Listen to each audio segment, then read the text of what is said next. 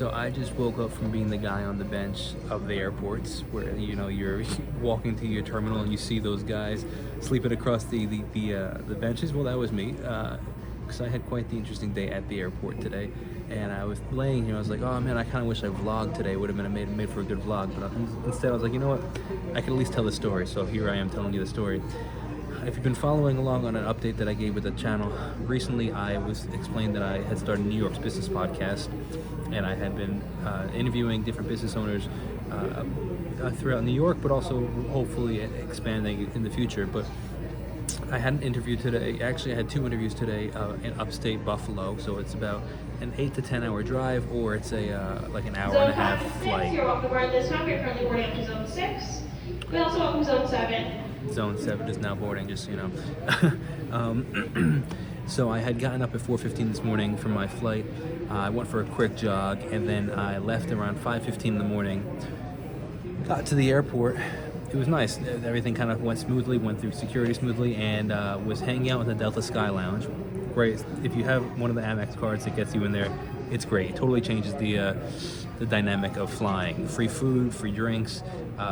It was just great. Started off my day with some mimosas and some breakfast. Coffee. It was phenomenal. Complimentary. Obviously not because you pay for the card, right? But when you're traveling, it's complimentary. It's great. My boarding started at 7:50 a.m. and I hate waiting on the line for boarding. It's one of those things that just really irk me, that like there's like 50 people waiting online. That just really bothers me. So I planned to get there a little late, and I show up and at 8:05, so 15 minutes after boarding started, and they had closed the doors already. They closed the doors after 10 minutes of boarding, so I missed the flight. They wouldn't let me on. It was 8:05. I had spoken to the person at the help center by like 8:08, 8:10, and they're like, sorry, we can't let you on. I'm like, what do you mean, the plane's still here? Like, it's not even departure time. I was very frustrated. So then I had 2 interviews today. One with we was supposed to be with like essentially like a large marketplace chain, like a supermarket chain, the CEO of a supermarket chain, and the CEO and then also the second one being with spokesperson, an executive from the Better Business Bureau, the BBB. Unfortunately, I had to cancel the one with the supermarket because we just couldn't reschedule, because I got on a flight. The next flight that they put me on was 12:45, 4 hours later, which is crazy. So I ended up waiting in the Delta Sky Lounge again for 4 more hours, made sure I got on the next flight. Unfortunately, the person wasn't able to reschedule for both interviews. I ended up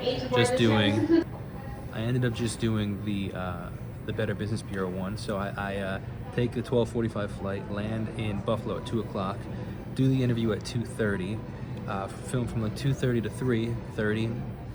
She ends up giving me a ride back to the airport. Now I'm back at the airport. It's 3:45 in the afternoon. And I'm exhausted, and I hung out here for a little, fell asleep for a little. Now it's, I think it's like 5:30, and I still have another hour and 15 minutes before my next flight. So I spent about, the good 12 hours of my day in the airport and an hour outside filming. But here's to say a lesson of that my wife has always been pushing us, is like, hey, why don't you just wait at the gate? And I'm like, nah, I hate waiting at the gate. It's not important. Well, at least let's get to the gate earlier. So learn from my mistake and get to the gate. I guess they, just a heads up, they close the doors 15 minutes before the plane's supposed to take off, which I did not know. And learn from my lesson, and check out New York's Business Podcast.